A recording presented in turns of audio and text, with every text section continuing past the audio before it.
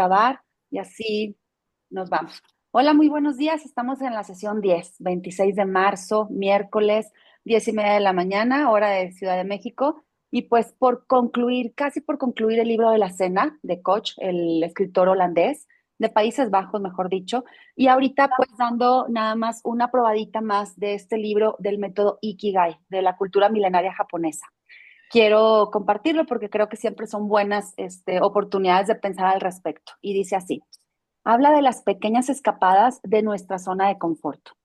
Dice, aunque tus compromisos actuales no te permiten lanzarte a una gran aventura, cada día puedes practicar alguna incursión fuera de tu zona de confort, como un alpinista que se entrena en montañas cercanas antes de atacar la cumbre más alta.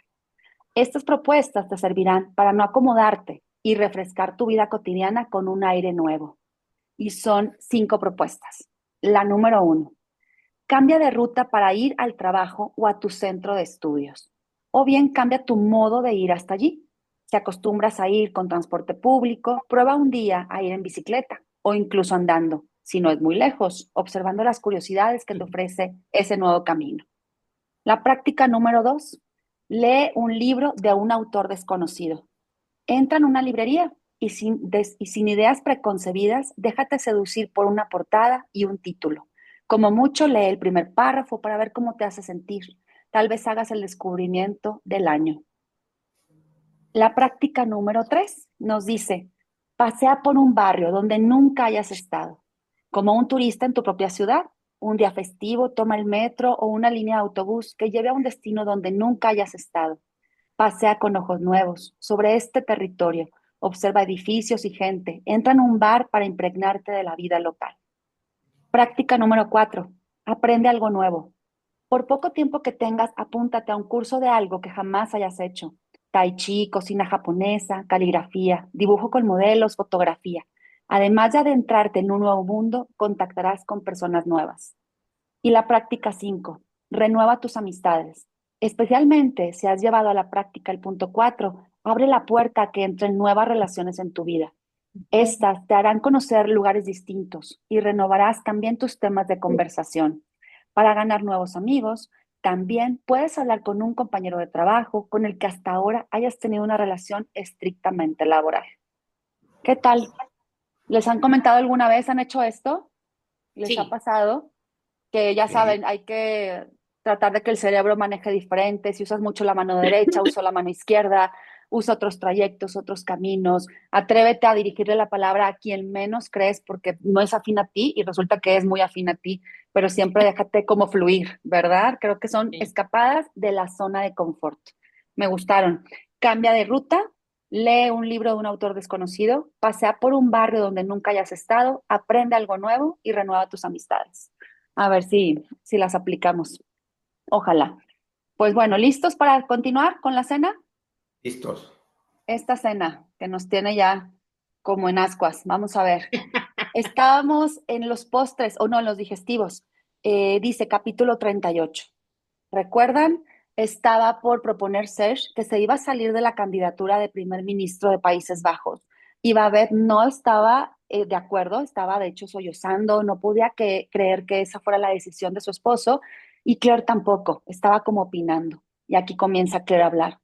No puedes hacer eso, Serge, exclamó Claire. ¿A que no? Apremió Babette. ¿Lo ves, Serge? ¿Y a ti qué te parece, Paul? ¿No crees también que es un plan descabellado y totalmente innecesario? Personalmente, que mi hermano hubiese decidido poner punto final a su carrera política, me pareció una idea excelente. Era lo mejor para todo el mundo, para todos nosotros, para el país, que se ahorraría 4 años de gobierno de Serge Loman, 4 preciosos años. Pensé en lo impensable, en las cosas que casi siempre lograba reprimir. Serge Loman al lado de la reina, en la escalinata del Palacio Real, posando para la foto oficial con su gobierno recién formado, con George Bush en un sillón delante del fuego del hogar, con Putin en un crucero por el Volga. Al término de la cumbre europea, el primer ministro Loman brindó con el presidente francés. En primer lugar, se trataba de vergüenza ajena, la insoportable idea de que los líderes políticos del mundo entero conocieran la insustancial presencia de mi hermano. Cómo se zamparían 3 bocados sus turnedos, ya estuviese en la Casa Blanca o en el Palacio del Elíseo, porque tenía que comer ya mismo, sí o sí. Así era Serge. las miradas elocuentes que intercambiarían los jefes de gobierno. He's from Holland, dirían, o cuando menos lo pensarían, lo que es peor aún. Aquí la vergüenza ajena es un clásico, bien pensado. La vergüenza ajena por nuestros primeros ministros es la única emoción que fluye de un gobierno holandés al siguiente gobierno. Quizá debería meditarlo bien antes de tomar una decisión, le dije a Babette mientras me encogía de hombros. La peor pesadilla imaginable era tener a Serge sentado a nuestra mesa en un futuro, hasta ahora muy cercano, pero que por fortuna empezaba a disiparse rápidamente, contándonos sus encuentros con los poderosos de la tierra. Serían historias incandescentes, historias llenas de tópicos. Claire y yo las calaríamos enseguida, pero ¿y Mitchell? ¿No se quedaría por fuera impresionado con esas anécdotas, los velos que mi hermano descorrería para mayor gloria de sí mismo, las miradas fugaces entre bastidores del teatro del mundo, con que él justificaría su presencia a nuestra mesa? ¿De qué te quejas, Paul? A tu hijo bien que le interesa todo esto, ¿pues que no lo ves? Mi hijo, Mitchell, había pensado en un futuro, sin preguntarme si todavía había un futuro para él. Meditarlo bien, repitió Babette. Eso es lo que deberías hacer justamente, Serge. Meditar las cosas por una vez. Yo no me refería a eso, terció Claire. Me refería a que Serge no es libre de tomar una decisión así en solitario. Yo soy su esposa, exclamó Babette y empezó a sollozar de nuevo. Tampoco me refería a eso, Babette, explicó Claire mirando a Serge. Me refiero a que esto nos incumbe a todos. Todos estamos implicados, los cuatro. Por eso quería quedar con vosotros, dijo Serge, para decidir entre todos cómo lo vamos a hacer. ¿Cómo lo vamos a hacer? Repitió Claire. ¿Cómo vamos a hacerlo público, de manera que nuestros hijos tengan una oportunidad justa? Pero tú no les das la menor oportunidad, Serge. Lo que harás público es que te retiras de la política, que ya no quieres ser primer ministro, porque no puedes vivir con eso, según dices. ¿Acaso tú sí puedes vivir con eso, Claire? No se trata de si yo puedo o no puedo, se trata de Mitchell, de mi hijo. Mitchell tiene que poder vivir con ello. ¿Y él puede? Serge, no finjas que no me entiendes. Has tomado una decisión. Con esa decisión estás decidiendo también el futuro de tu hijo. Eso ya lo sabes, aunque me pregunto si eres consciente de lo que vas a desencadenar. Pero resulta que tu decisión también destruye el futuro de mi hijo. Mi hijo, Claire había dicho mi hijo. En ese momento podría haberme mirado fugazmente, en busca de apoyo, aunque solo fuera una mirada de complicidad, y corregirse al instante y decir nuestro hijo. Pero no lo hizo, no me miró, sino que mantuvo los ojos clavados en Serge. No, Serge, el futuro solo se verá arruinado si tú te empeñas en dártelas de político noble. Como tú no puedes vivir con algo así, das por sentado que eso también vale para mi hijo. Quizá puedas convencer a Rick. Espero que seas capaz de explicarle lo que vas a hacer con su vida, pero haz el favor de dejar a Mitchell fuera de esto. ¿Cómo voy a dejar a Mitchell fuera, Claire? ¿Cómo? Explícamelo, por favor. Me refiero a que los dos estaban juntos. ¿O acaso pretendes negarlo? Serge hizo una pausa, como si lo asustase su propio pensamiento inacabado. ¿Es eso? Preguntó. Serge, sé realista. No ha pasado nada. Nadie ha sido arrestado. Ni siquiera tienen sospechosos. Solo nosotros sabemos lo que sucedió. Sencillamente es demasiado poco para sacrificar el futuro de nuestros hijos de 15 años. No estoy hablando de tu futuro. Tú harás lo que consideres correcto, pero no puedes arrastrar contigo a nadie más, y menos aún a tu propio hijo. No hablemos ya del mío. Lo presentas como un acto de puro sacrificio por tu parte. Serge Loman, el ambicioso político, nuestro nuevo ministro, renuncia a su carrera porque no puede vivir con ese secreto. En realidad, donde dice secreto debería decir escándalo. Parece muy noble, pero es un acto de egoísmo puro. Claire, terció Babette. Un momento, dijo Serge, haciendo un gesto para acallar a su mujer. Permíteme un momento, aún no he terminado. Se dirigió de nuevo a Claire. ¿Es egoísta darle a tu hijo una oportunidad justa? ¿Es egoísta que un padre renuncie a su futuro por el futuro de su hijo? Al menos dime dónde ves el egoísmo, Claire. ¿Qué le reserva ese futuro? ¿Qué va a hacer con un futuro en el que su padre lo sienta en el banquillo de los acusados? ¿Cómo le explicará a su padre que van a encarcelarlo por su culpa? Pero eso será solo por unos años, lo que te cae en este país por homicidio. No negaré que no sea drástico, pero transcurridos esos años habrán cumplido su condena y podrán retomar sus vidas poco a poco. Vamos a ver, ¿qué es lo que propones tú, Claire? Dijo Serge. Nada. ¿Nada? Serge repitió la palabra como una constatación neutra, sin signo de interrogación. Estas cosas acaban por olvidarse, Serge. Ya está pasado ahora mismo. La gente dice que es una vergüenza, pero quieren seguir adelante con sus vidas. Dentro de 2 o 3 meses ya nadie hablará de ello. No es solo eso, Claire. Nosotros hemos notado que esto está destrozando a Rick. Quizá la gente lo olvidará, pero él no. Pero nosotros podemos ayudarlo, Serge, a olvidar. Solo digo que no hay que precipitarse al tomar este tipo de decisiones. Es posible que dentro de un mes o de unas semanas todo haya cambiado. Podremos hablarlo con tranquilidad, con Rick, con Mitchell, con mi hijo adoptivo Beau. Habría querido añadir, pero me contuve. Me temo que no va a poder ser, repuso Serge. En el silencio que siguió solo se oyeron los tenues sollozos de Babel. Mañana habrá una rueda de prensa en la que anunciaré mi renuncia. Mañana a las 12. Será retransmitida en directo. Abrirá el noticiario del mediodía. Le echó un vistazo a su reloj. Vaya, ya es tan tarde, exclamó, y pareció no hacer el menor esfuerzo para que sonase como una constatación banal. Tengo una cita, dijo, dentro de poco, media hora. ¿Una cita? Repitió Claire. ¿Pero ¿con quién? El director quiere ver el lugar donde se hará la rueda de prensa para comentarme algunas cosas. No me pareció buena idea hacer algo así en La Haya, una rueda de prensa como esta. Eso nunca ha ido conmigo. Por eso pensé algo menos formal. ¿Dónde? Dijo Claire. Espero que no lo digas que aquí, en este restaurante. No. ¿Conoces el bar de aquí enfrente a donde llevasteis un día, hace unos años, a mí? Comimos allí y todo. Él fingió intentar recordar el nombre y luego dijo, mientras pensaba en el sitio apropiado, se me ocurrió de pronto, un bar normal, gente corriente. Allí me siento más a mis anchas que en una de esas frías salas de conferencias. Le propuse a Paul que quedásemos allí esta noche para tomarnos una cerveza antes de la cena, pero él no quiso. Capítulo 39. ¿Querrán tomar café? Preguntó el capitán. El capitán había aparecido de pronto junto a nuestra mesa, con las manos a la espalda y ligeramente inclinado hacia adelante. Sus ojos se quedaron prendidos unos instantes en la Dame Blanche hundida de Serge, ese postre, y después nos dirigió una mirada interrogante. Podía equivocarme, pero me pareció percibir cierta premura en sus gestos y las expresiones faciales del capitán. Era algo que sucedía con frecuencia en esa clase de restaurantes. Una vez que acababas de comer y ya no había una posibilidad real de que pidieses otra botella de vino, ya podías largarte con el viento fresco. Aunque en la mesa estuviera sentado quien 7 meses después podría ser el nuevo primer ministro, pensé. Hay un momento para llegar y un momento para marcharse. Serge volvió a echar un vistazo a su reloj. Bueno, creo, miró a Babette y luego a Claire. Propongo que vayamos a tomar el café al bar, dijo. Me corregí. Ex primer ministro, ¿o no? ¿Cómo se llama el que no llega a primer ministro, aunque tenía todos los números para ello? ¿Ex candidato? Como quiera que fuese, el prefijo ex no sonaba bien. Los exfutbolistas, los exciclistas, saben a lo que me refiero.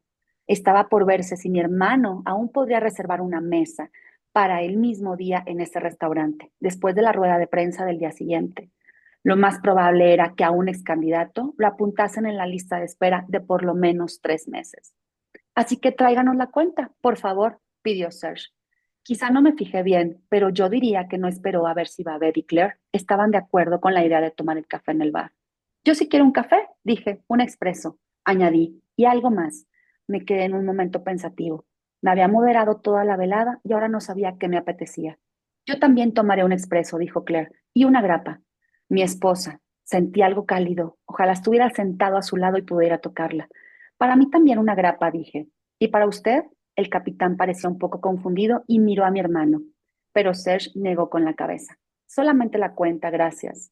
Mi esposa y yo tenemos que... Le dirigió una mirada a su mujer, una mirada de pánico.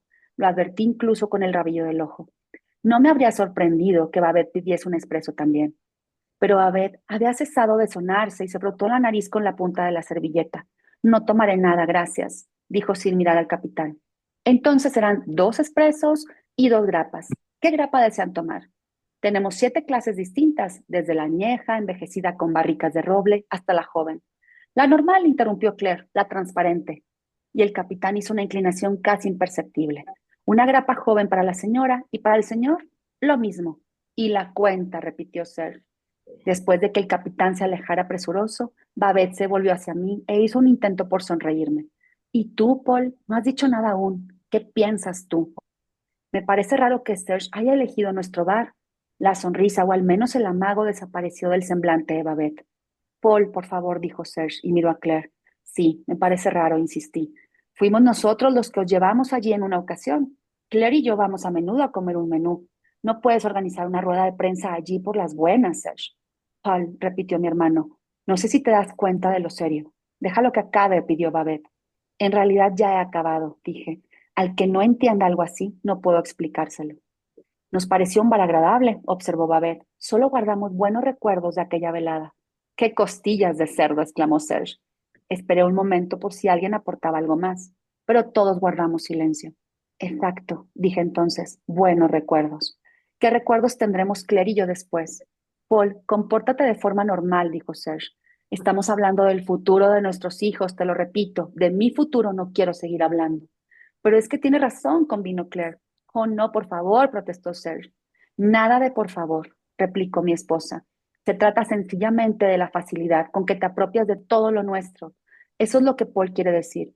Hablas del futuro de nuestros hijos, pero en realidad no te interesa, Serge. Te has apropiado de ese futuro con la misma facilidad con que te apropias de un bar como decorado perfecto para tu rueda de prensa, solo para que sea más auténtica. ¿No se te ha ocurrido preguntarnos qué nos parece a nosotros? ¿Pero qué estáis diciendo? Exclamó Babette. Habláis de la rueda de prensa como si fuese a celebrarse la verdad. Había esperado que fueseis capaces de quitarle esta tontería de la cabeza, sobre todo tú, Claire, por lo que me has dicho antes en el jardín. ¿De eso se trata? Inquirió Serge. ¿De vuestro bar? No tenía ni idea de que fuera vuestro bar. Creía que era un establecimiento público y de libre acceso. Os ruego que me disculpen. Es nuestro hijo, dijo Claire, y sí, es nuestro bar. Es cierto que no podemos reclamar ningún derecho sobre él. Sin embargo, así es como lo sentimos. Paul tiene razón cuando dice que no se puede explicar. Una cosa así o la entiendes o no la entiendes, Serge. Serge sacó el móvil, su celular del bolsillo y miró la pantalla. Perdónenme, tengo que contestar. Se puso el móvil en la oreja, echó las sillas hacia atrás y se levantó a medias. Sí, soy Serge Loman. Hola. Mierda. Babette arrojó la servilleta sobre la mesa. Mierda, farfulló de nuevo. Serge se había alejado unos pasos de nuestra mesa. Se inclinó hacia adelante y con dos dedos de la mano libre se tapó la oreja. No, no es eso, pude distinguir. Se ha complicado un poco. Luego siguió andando entre las mesas en dirección a los lavabos o a la salida. Claire sacó su celular del bolso. Quiero hablar un momento con mi hijo Michel, dijo mirándome. ¿Qué hora es? No quisiera despertarlo, nunca llevo reloj. Desde que no estoy en activo, procuro vivir regulándome con la posición del sol, la rotación de la Tierra y la intensidad de la luz. Claire lo sabía. No lo sé, repuse. Sentí algo, un cosquilleo en la nuca por la forma en que ella me miró fijamente, lo que me dio la impresión de que me estaba implicando en algo, aunque en ese momento no se me ocurría en qué. Era mejor que no estar implicado en nada, me dije. Mejor que papá no sabe nada absolutamente. Claire miró de reojo. ¿Qué pasa? Preguntó Babette. ¿Qué hora tienes? Preguntó Claire. Mi cuñada sacó el celular del bolso, miró la pantalla y se lo dijo. No volvió a guardar el celular, sino que lo dejó encima de la mesa, a su lado. Tampoco le dijo, ¿es que no puedes mirar la hora en tu celular? El pobrecillo lleva toda la noche solo en casa, comentó Claire. Ya tiene casi los 16 y se las da de duro, pero aún así. Pues para otras cosas se ve que ya son bastante mayores, replicó Babette. Claire guardó silencio y se pasó la punta de la lengua por el labio superior, un gesto que siempre hace cuando algo la irrita. A veces creo que ese precisamente era nuestro error. Quizá no lo tomamos como de demasiada ligereza, Babette. Los jóvenes que son, a ojos del mundo exterior, son a ojos del mundo exterior son de pronto adultos, porque han hecho algo que nosotros, los adultos, consideramos un crimen. Pero creo que ellos lo siguen viendo con ojos de niños. Eso es precisamente lo que quiero hacerle entender a Serge, que no tenemos derecho a robarles su infancia solo porque según nuestras normas adultas han cometido un crimen por el que tendrían que pagar el resto de sus vidas. Babette soltó un profundo suspiro. Por desgracia, creo que tienes razón, Claire. Algo ha desaparecido. Algo. Su ingenuidad, quizá. Antes era siempre tan bueno. Ya sabéis cómo era Rick. Ahora ese Rick ya no existe. Las últimas semanas se pasa el día encerrado en su cuarto. No abre la boca cuando nos sentamos a la mesa. Hay algo en su expresión, algo grave, como si estuviese todo el rato dando vueltas a las cosas. Antes no hacía eso, calentarse tanto la cabeza. pero lo importante es cómo lo llevas tú, cómo lo lleváis vosotros. Me refiero a que tal vez esté todo el día calentándose la cabeza porque cree que eso es justamente lo que esperáis de él. Babette guardó silencio unos instantes, puso la mano estirada sobre la mesa y con las llamas de los dedos desplazó ligeramente el móvil por el mantel. No lo sé, Claire. Creo que su padre espera más que se caliente la cabeza que yo. Tal vez no sea del todo justo decirlo, pero es un hecho que a menudo lo pasa mal por ser el hijo de quien es. En el instituto, con sus amigos, tiene 15 años, a esa edad aún son el hijo de, pero es que encima es el hijo de alguien cuya cara sale cada día en televisión.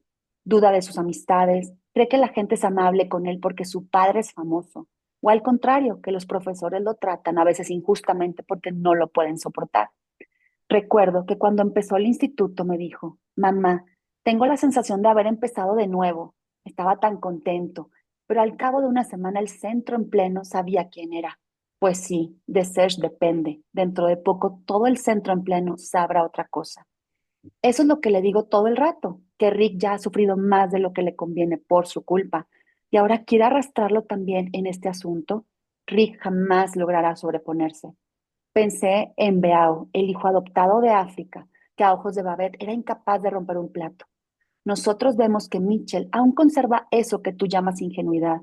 Él no tiene un padre famoso, claro está, pero aún así no está muy preocupado.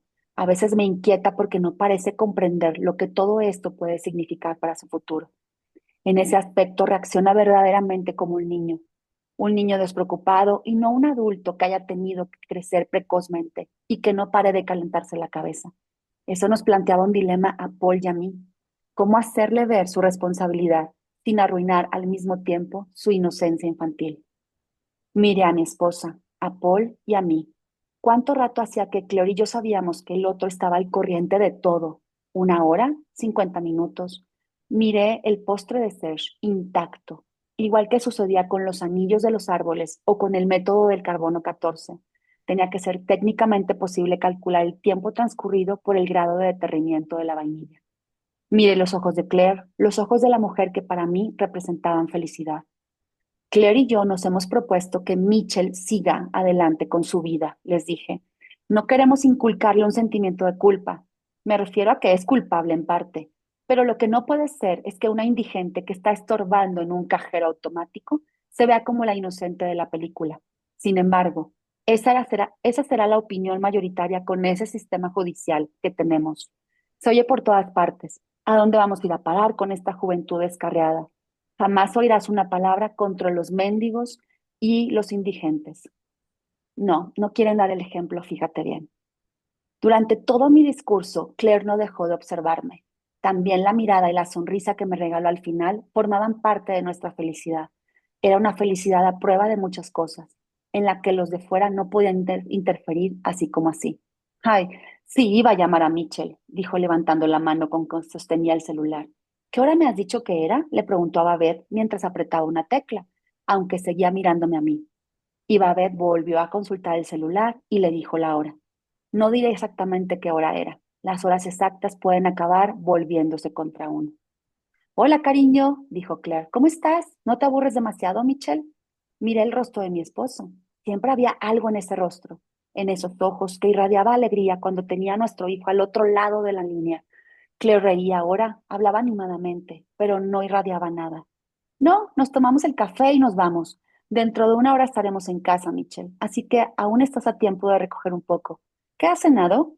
Escuchó, asintió, dijo sí y no un par de veces, y después un último, adiós, cariño, un beso, y le colgó a Michelle. No sabría decir si fue porque su semblante no irradiaba alegría o porque no se refería ni una sola vez al encuentro que habíamos tenido hacía poco con nuestro hijo en el jardín del restaurante. Pero, ¿para quién era aquella representación? Para mí, no lo creí muy probable. Para Babette, entonces, ¿con qué propósito? Claire le había preguntado 2 veces la hora exactamente, como si quisiera asegurarse de que después Babette se acordaría de la hora. Papá no sabe absolutamente nada, volvió a pensar. Los expresos son para... Era una de las camareras vestidas de negro. En la mano sostenía una bandeja de plata con 2 expresos y 2 chupitos de grapa. Y mientras nos ponía delante las tazas y los vasitos, vi como mi esposa fruncía los labios como si fuese a dar un beso. Me miró y luego besó el aire que nos separaba. Digestivos. Capítulo 40. No hace mucho, Mitchell redactó un trabajo sobre la pena de muerte para la asignatura de su materia de historia. La idea surgió a partir de un documental sobre asesinos que eran reinsertados en la sociedad tras cumplir su condena, y en la mayoría de los casos, nada más soltarlos cometían otro crimen. Salían tantos defensores como detractores de la pena de muerte.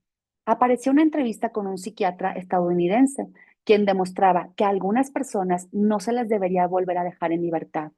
Tenemos que aceptar que hay monstruos de verdad rondando por ahí, afirmaba el psiquiatra. Monstruos a los que nunca debería reducírseles la pena bajo ningún concepto. Unos días después, vi las primeras páginas del trabajo de Mitchell encima de la mesa. Para la ilustración de portada, había elegido una fotografía que bajó de internet. Una cama de hospital, donde en algunos estados norteamericanos se administra la inyección letal. Si puedo ayudarte en algo, le pregunté, y unos días después me dejó leer el primer borrador. Sobre todo quiero que me digas si te parece presentable, papá. ¿Cómo? ¿Presentable? No lo sé. A veces pienso cosas y no sé si se pueden pensar esas cosas, papá. Leí el borrador y me quedé impresionado. Para sus 15 años, Mitchell tenía una visión muy novedosa a propósito de algunos temas relacionados con el crimen y las condenas, y había llevado la reflexión sobre determinados dilemas morales hasta sus últimas consecuencias. Comprendí lo que quería decir con que quizá uno no podía pensar ciertas cosas. Muy bien, lo felicité al devolvérselo. Y yo que tú no me preocuparía. Puedes opinar lo que quieras, Michelle. No tienes que cortarte a estas alturas. Lo explicas todo muy bien. Deja que sean los demás quienes rebatan lo que dices. A partir de ese día, me dejó leer también las versiones siguientes. Intercambiábamos opiniones sobre los dilemas morales. Guardo buenos recuerdos de ese periodo, solamente buenos recuerdos. Menos de una semana después de que Mitchell entregara el trabajo, el director del colegio me pidió que fuera a verlo, una invitación telefónica para acudir tal día y a tal hora para intercambiar impresiones acerca de mi hijo. Le pedí que me avanzara detalles, aunque di por sentado que se trataba del trabajo sobre la pena de muerte. Quería oír de sus labios el motivo de la entrevista, pero él no cedió. Quisiera hablar con usted de algunas cosas, pero no por teléfono, señor Paul. La tarde en cuestión me presenté en el despacho del director. Él me invitó a tomar asiento en una silla enfrente de su escritorio. Se trata de Mitchell, dijo, sin rodeos. Reprimí la tentación de soltarle, de quién si no. Me crucé de piernas y adopté una postura de oyente atento. Detrás de su cabeza había un póster enorme de una organización humanitaria. Ya no recuerdo si era Hoffman o UNICEF. Mostraba una tierra árida y resquebrajada, donde no quería crecer nada, y abajo a la izquierda aparecía un niño cubierto de harapos que tendía una escuálida mano. Aquel póster hizo que me pusiera aún más alerta. Dice, perdón, probablemente el director estaba en contra del calentamiento global y la injusticia en general. Quizá no comía carne de mamíferos y era antiamericano o al menos anti-Bush. Una opinión que daba a la gente carta blanca para no pensar nada más. Quien estaba contra Bush era alguien justo y por tanto podía comportarse en su entorno inmediatamente como un cabrón. Hasta ahora estábamos muy satisfechos con Mitchell, dijo. Noté un olor peculiar, no a sudor, sino más bien a basura que se separa para reciclar, o mejor dicho, a la parte de basura que por lo general va a parar al contenedor orgánico, y parecía proceder del propio director. Quizá no usara desodorante para no dañar la capa de ozono, o su mujer lavara la ropa con detergente ecológico. Como es bien sabido, la ropa blanca que se lava con esa clase de detergente no tarda mucho en volverse gris, y en cualquier caso nunca queda limpia. Pero hace poco entregó un trabajo para la clase de historia que nos ha dejado un tanto preocupados, continuó. Por lo menos dejó muy sorprendido a nuestro profesor de historia, el señor Halsema, que me mostró el trabajo en cuestión. Sobre la pena de muerte, dije para librarme de los rodos estúpidos. El director me miró unos instantes. Sus ojos tenían también algo gris, la mirada inexpresiva y tediosa de una inteligencia media que cree injustificadamente que ya lo ha visto todo. Exacto, contestó mientras cogía unos papeles de su escritorio. La pena de muerte. Vi las conocidas letras blancas sobre fondo negro con la foto de una cama de hospital debajo. Se trata sobre todo de los siguientes pasajes, comentó. Aquí, pese a la crueldad de la pena de muerte ejercida por el Estado, Cabe preguntarse si en el caso de algunos condenados no habría sido preferible que en una etapa más temprana, no es necesario que me lo lea, director, sé lo que puso Mitchell. Su expresión me indicó que no estaba acostumbrado a que lo interrumpieran. Bien, entonces, ¿conoce usted el contenido, Paul? No solo eso, ayudé a mi hijo en algunas cosas, pequeños consejos, porque la mayor parte la hizo él, claro está. ¿Y no creyó necesario darle consejos sobre el capítulo que titularé Hacer las veces de juez? No, no, pero no estoy de acuerdo con ese título. ¿Cómo preferiría llamarlo? Habla claramente de consumar la pena capital antes de que se efectúe un juicio justo, pero también habla de lo inhumana que es la pena de muerte, la ejecución fría, clínica que ejerce el Estado, con una inyección o con una silla eléctrica, sobre todo los detalles crueles, como la última cena que los condenados pueden elegir, saborear por última vez su plato preferido, ya sea champán o caviar, o una hamburguesa doble del Burger King. Me hallaba ante el dilema al que se enfrenta todo padre tarde o temprano. Desde luego, quería defender a mi hijo a toda costa, ponerme de su parte, pero no debía hacerlo con excesiva firmeza, y menos aún con demasiada locuacidad. No se trataba de acorralar a nadie. Los maestros y docentes te dejan hablar, pero después se toman el desquite con tu hijo. Tal vez los argumentos del padre fueran mucho mejores. No es tan difícil exponer mejores argumentos. Todos estamos de acuerdo en eso, admitió el director. La gente normal y razonable considera la pena de muerte inhumana. No hablo de eso, Mitchell lo ha descrito muy bien. Me refiero exclusivamente a la parte en que justifica eliminar a ciertos sospechosos de un modo más o menos accidental antes de que se dicte el auto de procesamiento contra ellos. Yo me considero normal y razonable, dije. También creo que la pena de muerte es inhumana, pero desgraciadamente compartimos este mundo con gente inhumana. ¿Acaso esa gente inhumana debe ser reinsertada en la sociedad después de que les rebajan la condena por buena conducta? Creo que Mitchell se refiere a eso, le dije al director.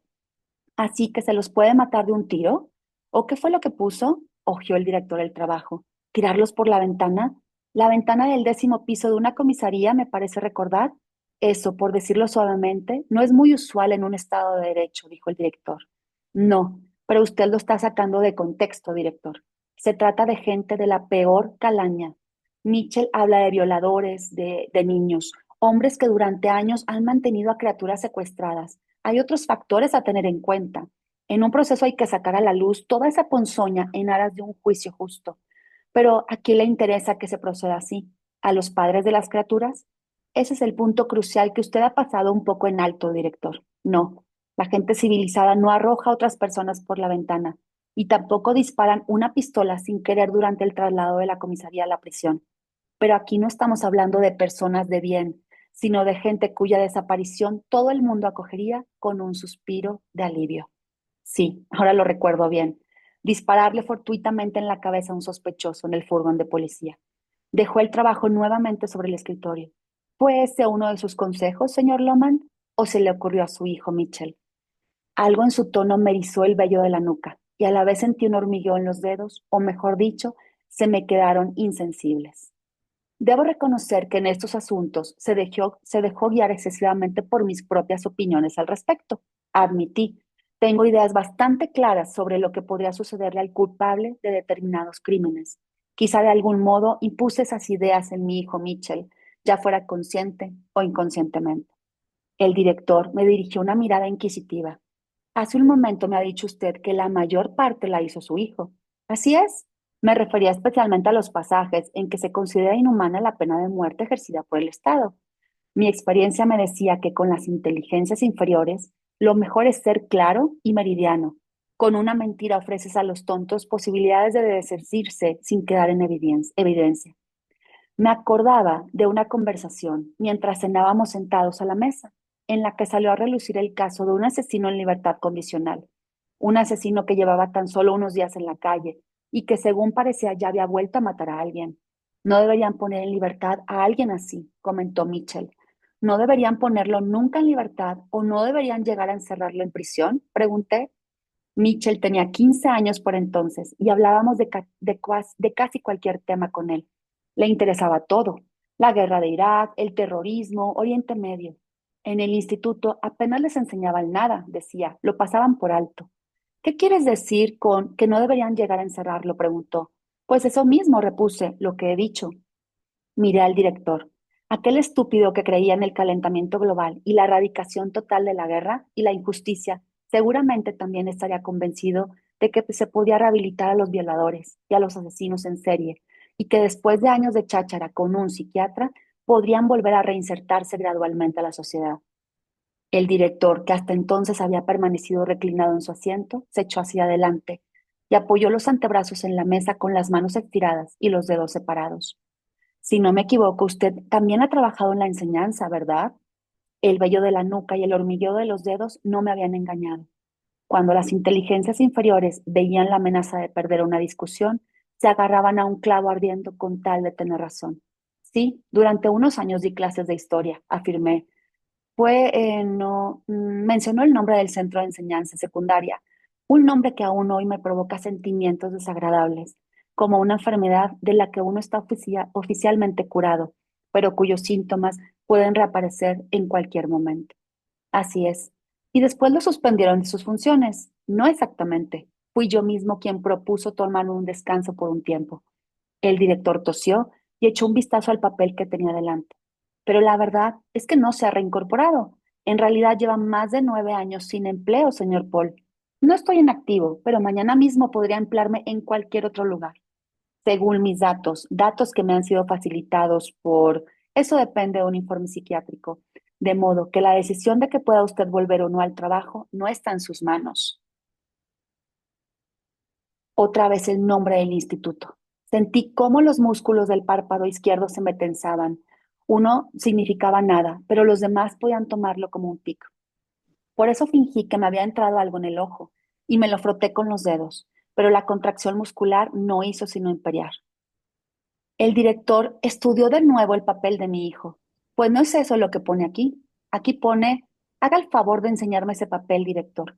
Mi voz sonó tajante e imperiosa, pero el director no satisfizo inmediatamente mi requerimiento.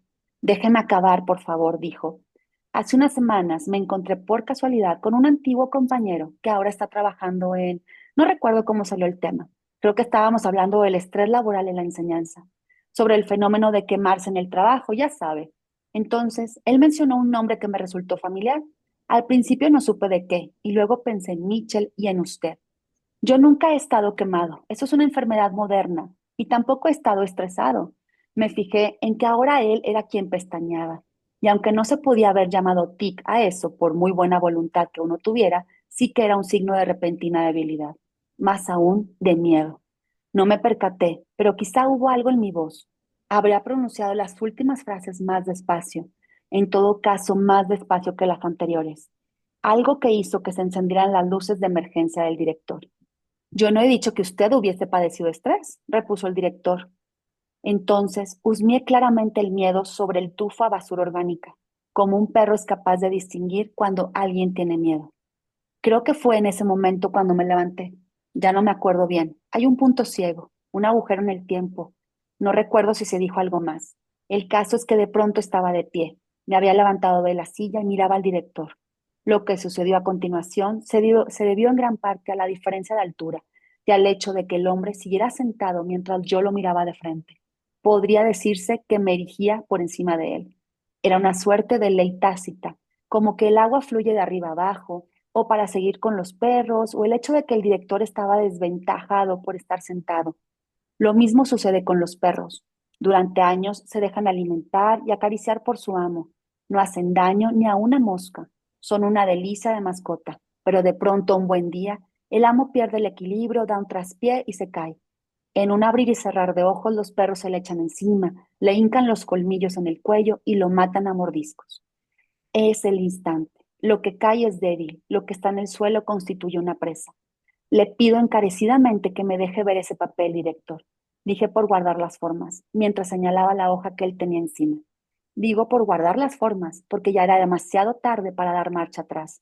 Señor Loman, dijo aún. Después le di de lleno con el puño en la nariz. Enseguida hubo sangre, mucha sangre. Le brotó de las fosas nasales y le salpicó la camisa y el escritorio. Mientras tanto, yo había rodeado el escritorio y luego el pie de nuevo en la cara, más abajo esta vez. Sus dientes rotos me lastimaron mis nudillos. Gritó algo ininteligible. pero yo ya lo había levantado de la silla. Sin duda, alertaría a la gente con sus gritos. En medio minuto la puerta del despacho se abriría de golpe, pero en medio minuto se pueden causar grandes estragos. Cerdo sucio y asqueroso, le espeté mientras le daba otro puñetazo en la cara. Y entonces cometí un error de cálculo. No creí que le quedaran fuerzas. Pensé que podría seguir atizándolo tranquilamente hasta que los profesores pusieran fin a la escena. Pero él levantó la cabeza con suma rapidez y me dio en la barbilla.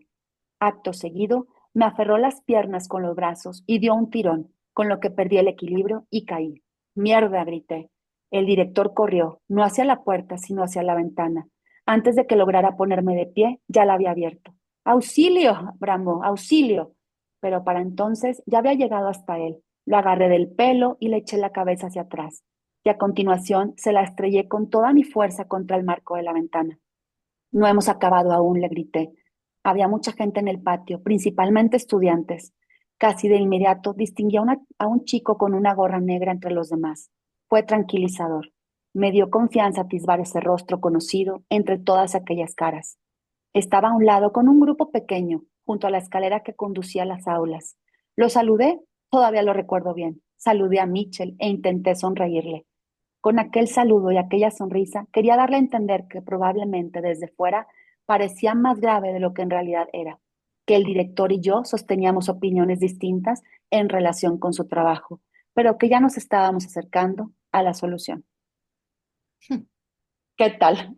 Capítulo 41. Era el primer ministro, dijo Serge.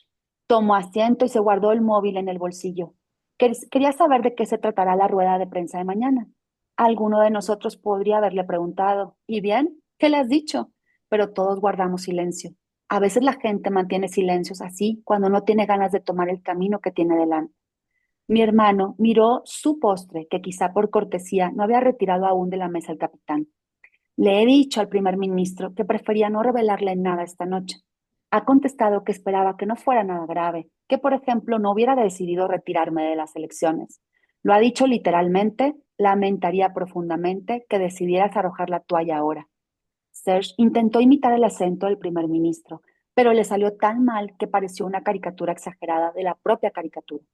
Al poco de que el primer ministro asumiese sus funciones, las bromas en el país eran continuas sobre su aspecto, su forma desgarbada de moverse, sus frecuentes deslices, a menudo literales.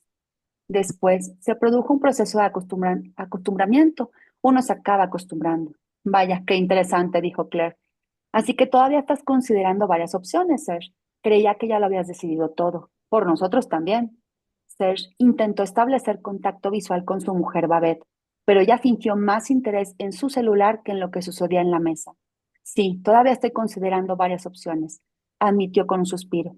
Quiero que lo hagamos entre todos, como familia. Como siempre lo hemos hecho, dije. Pensé en los macarrones a la carbonara, en la cazuela con que le había machacado la cara cuando intentó apartar a mi hijo de mí. Pero al parecer, los recuerdos de Serge no eran tan nítidos como los míos. Sí, repuso mirando al reloj. Tenemos que irnos ahora, Babette. ¿Por qué no traen la cuenta? Mi cuñada se levantó. Sí, vamos, convino ella, y le preguntó a Claire, ¿vienes? Claire levantó el vasito de grapa, todavía a medias. Sí, podéis adelantarte. Vosotros enseguida iremos. Serge le tendió la mano a su esposa. Creí que ella ignoraría aquella mano, pero la aceptó. Incluso le ofreció su brazo. Podemos, dijo él, sonrió y se diría casi resplandeció al coger el codo de su esposa. Volveremos luego. Tomamos un café en el bar y volvemos con ustedes. No te preocupes, Serge, dijo Claire. Vete tranquilo. Paul y yo nos acabamos la grapa y vamos con ustedes. La cuenta, recordó mi hermano. Se palpó los bolsillos de la chaqueta como si buscara la cartera o la tarjeta de crédito. Déjalo, dijo Claire. Ya lo arreglaremos. Y se fueron. Los observé dirigirse a la salida, Serge con su esposa del brazo. Solo unas pocas personas levantaron la cabeza o se volvieron para mirarlos. Se diría que en eso se había producido el mismo proceso de acostumbramiento. A la altura de la cocina apareció el dueño Tonio. Serge y Babette se detuvieron, hubo un apretón de manos. Las camareras llegaron presas con las chaquetas. ¿Se han ido ya? Preguntó Claire. Casi, contesté. Mi mujer se bebió la grapa que le quedaba y puso su mano sobre la mía. Tienes que hacer algo, me dijo apretándome los dedos. Sí, convine. Tenemos que detenerlo. Claire enlazó sus dedos entre los míos. Tienes que detenerlo tú, precisó. La miré. Yo, dije, aunque intuía que estaba a punto de suceder algo a lo que tal vez no podía negarme. Tienes que hacer algo, la observé. Algo que impida que ofrezca la rueda de prensa mañana, explicó Claire. Justo en ese instante empezó a sonar un celular muy cerca. Sonidos apagados que fueron cobrando intensidad. Claire me dirigió una mirada interrogante y yo se la devolví. Negamos con la cabeza a la vez. El celular de Babette estaba medio escondido debajo de su servilleta. Involuntariamente miré primero hacia la salida. Serge y Babette se habían ido. Alargué la mano, pero Claire se me anticipó. Levantó la tapa y leyó en la pantalla. Después volvió a cerrarla. Los sonidos se detuvieron. Era Beau. Capítulo 42. En este Veo. momento, su madre no tiene tiempo para él, dijo Claire, y volvió a dejar el móvil donde estaba. Incluso la cubrió con una servilleta. No dije nada, esperé. Esperé lo que mi esposa iba a decirme. Claire soltó con un suspiro. ¿Sabes que ese... No acabó la frase. Ay, Paul se lamentó. Paul echó la cabeza hacia atrás. Tenía los ojos ligeramente húmedos, brillantes, no de pena o desesperación, sino de rabia. ¿Sabes qué? ¿Ese qué? La animé. Durante la velada había estado convencido de que Claire no sabía nada de los videos. Todavía esperaba estar en lo cierto. Beau los está chantajeando, dijo Claire. Sentí una puñalada fría en el pecho. Me froté las mejillas con las manos para que no me delatara un posible rubor. Ah, sí, dije, ¿cómo es posible? Claire suspiró de nuevo. Cerró los puños y los descargó sobre la mesa. Oh, Paul, ojalá hubiera podido mantenerte fuera de todo esto. No quería que lo volvieras a escuchar, que te desquiciaras de nuevo, pero todo ha cambiado, ya es demasiado tarde. ¿Cómo que los está chantajeando el hijo adoptivo de Serge, Beau? ¿Con qué? Debajo de la servilleta se escuchó un pitido. En el lateral del móvil parpadeó una lucecita azul. Al parecer, Beau había dejado un mensaje. Él estaba allí, al menos eso dice. Dice que al principio quería volver a casa, pero luego cambió de opinión y regresó. Y entonces los vio salir del cajero. Eso dice. El frío que sentía en el pecho desapareció. Y ahora quiere dinero. Ese cabrón hipócrita, siempre supe. Tú también, ¿no? En una ocasión me dijiste que te resultaba repulsivo. Aún lo recuerdo. Pero ¿tiene pruebas? ¿Puede demostrar que vio a Rick y a Mitchell? ¿Puede probar que fueron ellos los que arrojaron el bidón? Lo último lo pregunté para asegurarme del todo, la comprobación final. En mi cabeza se había abierto una puerta. No, no tiene pruebas, dijo Claire, pero tal vez no sean necesarias. Si Beao va a la policía y lo señala como los autores, las imágenes de la cámara de vigilancia son muy malas, pero si pueden compararlas con las personas en cuestión, podrían tenerlo claro. Papá no sabe absolutamente nada. Eso siguió pensando en mi cabeza. Mitchell no estaba en casa, ¿verdad? ¿Cuándo lo has llamado hace un rato? ¿Cuándo le has preguntado a Babette tantas veces qué hora era? En el rostro de Claire apareció una sonrisa. Me tomó de nuevo la mano y la apretó. Lo he llamado. Vosotros me habéis oído hablar con él. Babette es el testigo imparcial que necesitaba para que me oyeran hablar con mi hijo a esa hora. Pueden mirar el registro de llamadas de mi móvil para confirmar que la llamada se hizo de verdad y cuánto duró. Lo único que tenemos que hacer después es borrar el mensaje del contestador automático de nuestro teléfono fijo. Miré a mi esposa. Sin duda, mi mirada reflejaba admiración. No era preciso fingir, era una admiración sincera. Y ahora está en casa de Beau, dije. Asintió. Está con Rick, pero no en casa de Beau. Han quedado en otro lugar, fuera, y van a hablar con él, a intentar que cambie de opinión. Mi esposa me cogió la otra mano. Pal, ya te he dicho que hubiera preferido mantenerte al margen de esto, pero no podemos dar marcha atrás. Tú y yo. Se trata del futuro de nuestro hijo. Le he dicho a Mitchell que debe tratar por todos los medios de que Bao entre en razón. Le he dicho que no quiero saberlo. La semana que viene cumple los 16. Ya no tiene que contárselo todo a su madre. Es lo bastante mayor e inteligente para tomar sus propias decisiones. La miré. Quizá mis ojos todavía reflejaban admiración. En cualquier caso, lo mejor será que después tú y yo podamos decir que Mitchell estuvo toda la noche en casa, añadió, y que a Babette no le quede más remedio que corroborarlo. Capítulo 43. Le hice una seña al capitán. Estamos esperando la cuenta, le dije. El señor Loman ya la ha pagado, respondió. Igual eran imaginaciones mías, pero tuve la impresión de que le parecía divertido. Es demasiado, solté una vez que el capitán se había alejado. Nos quita el bar, después a nuestro hijo, y ahora esto. Encima no tiene la menor importancia. No importa nada que sea él quien pague la cuenta. Me cogió la mano derecha primero y luego la izquierda. Solo tienes que lastimarlo un poco, dijo Claire. No dar a la rueda de prensa con la cara mayugada o con un brazo en cabestrillo. Serían demasiadas cosas que explicar al mismo tiempo, incluso para Serge. Miré a mi esposa a los ojos. Acababa de pedirme que le rompiera el brazo a mi hermano o que le magullara la cara, y todo por amor a nuestro hijo, por Mitchell. Me vino el recuerdo de aquella madre en Alemania que mató al asesino de su hijo en un tribunal. No he tomado medicación. Ya, Claire no pareció sorprenderse. Me acarició suavemente el dorso de la mano con un dedo. Me refiero a que hace tiempo que no la tomo. Hace meses, Claire. Era cierto. Poco después de ver el programa en la televisión llamado Se Busca, había dejado la medicación. Tuve la sensación de que podría hacerle de menos ayuda a mi hijo si mis emociones estaban atenuadas, mis emociones y mis reflejos. Ya lo sé, repuso Claire. La miré. ¿Creías que no se notaría? ¿Que ni lo notaría tu mujer? Tu mujer se dio cuenta de inmediato. Había cosas distintas en ti. La forma en que me mirabas y sonreías, y aquella vez que me encontrabas tu pasaporte, que no encontrabas tu pasaporte, ¿te acuerdas? Cuando te liaste a puntapiés con los cajones del escritorio. A partir de ese día empecé a vigilarte, Paul. Te llevabas los medicamentos cuando salías a la calle y los tirabas por ahí, ¿verdad? Una vez saqué un pantalón tuyo de la lavadora con el bolsillo completamente teñido de azul. Eran pastillas que habías olvidado tirar. Claire se echó a reír, pero apenas unos segundos. ¿No me dijiste nada, Claire? Al principio pensé que creo que está haciendo eso, pero luego volví a ver a mi Paul de siempre.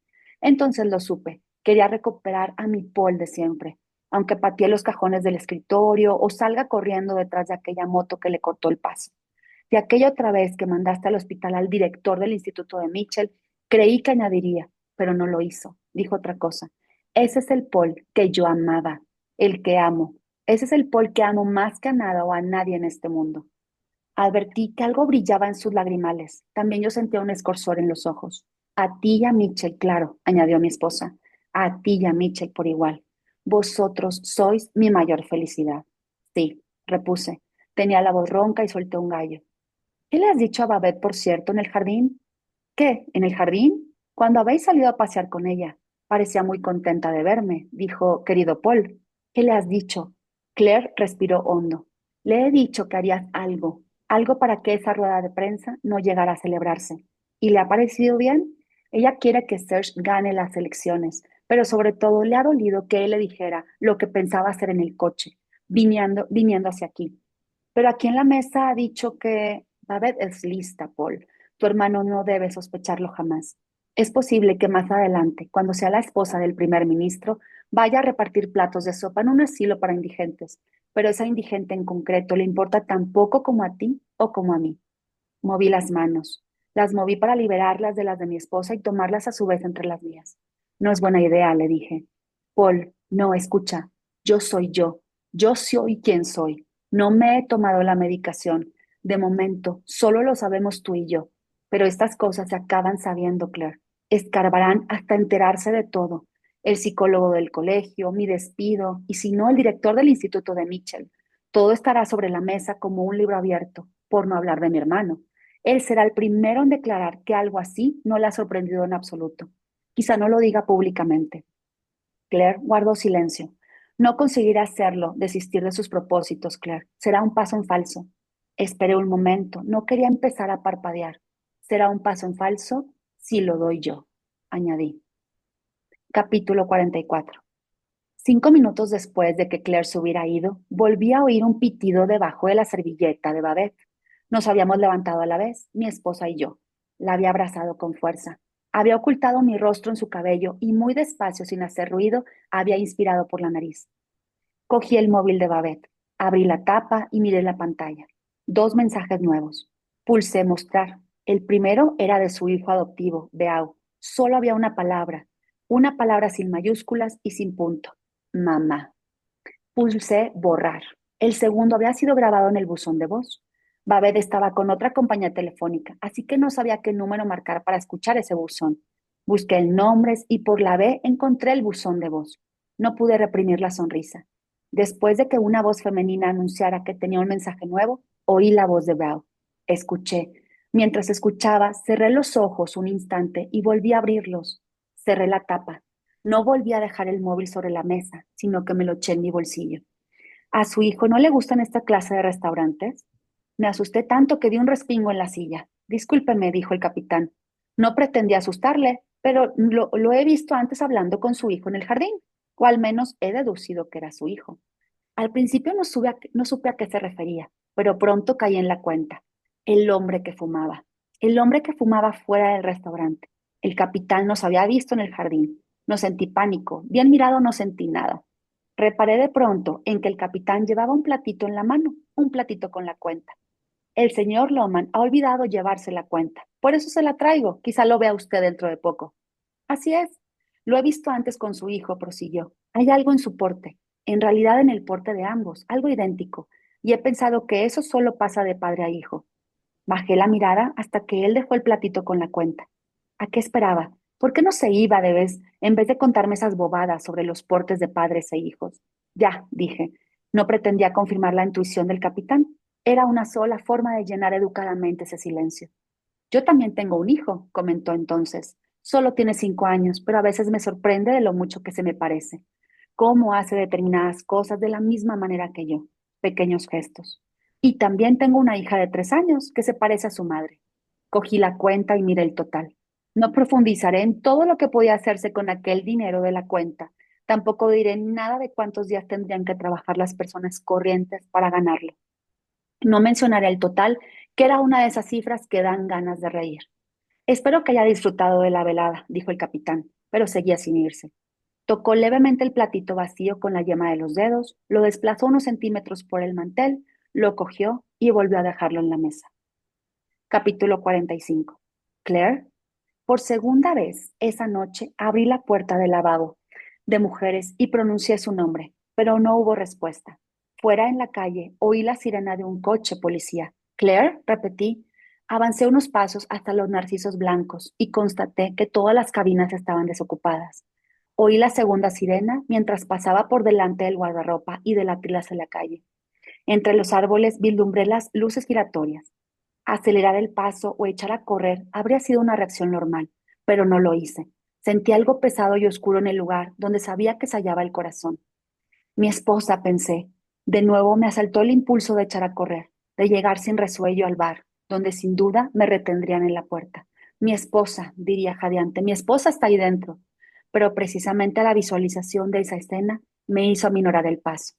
Llegué al sendero de grava que conducía al puente. Cuando lo alcancé ya no caminaba a un paso lento, sino que oía crujir la grava bajo mis zapatos.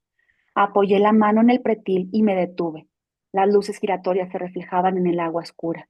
Una ambulancia, no dos. Era agradable estar tan tranquilo y ser capaz de detectar todas esas cosas, casi aisladamente. Me sentía igual que en los momentos de crisis. La hospitalización de Claire, el intento fallido de Serge, iba a ver de quitarme a mis hijos, las imágenes de la cámara de vigilancia. Entonces, como ahora, sentía que podía actuar manteniendo la calma. Miré de soslayos a la entrada del restaurante, donde se habían congregado algunas camareras, intrigadas, seguramente por las sirenas. Me pareció reconocer también al capitán. Al menos vislumbré a un hombre trajeado. Por un momento pensé que no podían verme desde la entrada. Debía seguir adelante. Desde la entrada, pero entonces recordé que unas horas antes yo mismo había visto a Mitchell pedaleando por el puente. Debía seguir adelante. No podía quedarme mucho rato parado allí.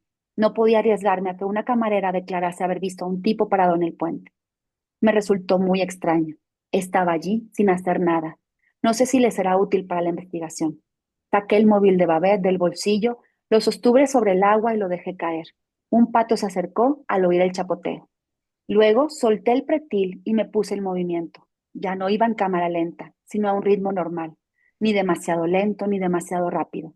Al final del puente crucé el carril bici, miré hacia la izquierda y fui hacia la parada del tranvía.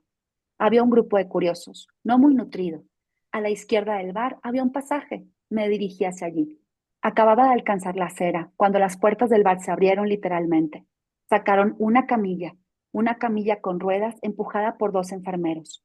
El que iba detrás sostenía una bolsa de suero. Luego salió Babette, ya sin gafas y apretándose un pañuelo sobre los ojos. De la persona que iba en la camilla, bajo una sábana verde, solo asomaba la cabeza. Lo había sabido en todo momento, pero aún así suspiré aliviado. Llevaba la cabeza cubierta con vendas y gasas ensangrentadas. Las puertas de las ambulancias ya estaban abiertas. Dos sanitarios montaron delante y dos detrás, junto con Babette. Cerraron las puertas y la ambulancia se alejó a toda prisa y torció a la derecha en dirección al hospital. Las sirenas ululaban. No tuve mucho tiempo para pensar en un futuro próximo, porque las puertas del bar se abrieron nuevamente. Claire salió escoltada por dos agentes uniformados. No iba esposada, ni siquiera la agarraban. Miró alrededor, escrutando las caras de los curiosos. Entonces lo halló. La miré y ella me miró. Avancé un paso, o cuando menos mi cuerpo delató la intención de avanzar. Claire negó con la cabeza. No lo hagas, decía. Casi había llegado a uno de los coches de policía. Un tercer agente le abrió la puerta trasera. Miré rápidamente al grupo de gente para comprobar si alguien se había percatado de a quién dirigía su gesto Claire, pero al parecer solo tenía ojos para la mujer escoltada. Al llegar junto a la portezuela, Claire se detuvo un momento. De nuevo buscó y halló mi mirada. Hizo un movimiento con la cabeza, un gesto en el que los demás probablemente solo vieron la inclinación normal para subir al coche, pero a mí me señalaba una dirección concreta, una dirección a mis espaldas, el pasaje, el camino más corto para llegar a casa. A casa, me decía mi esposa, vete a casa. No esperé a que el coche de la policía arrancara. Me di la vuelta y me fui. Aquí nos vamos a quedar. Vamos a iniciar el capítulo 46. Estamos a 10 minutos de acabar para concluir con este final. No entendí qué está pasando. Algo sucedió en lo que Babette y Serge se van al bar y quieren tomar un café ahí, ya habiendo pagado la cuenta en el restaurante famoso.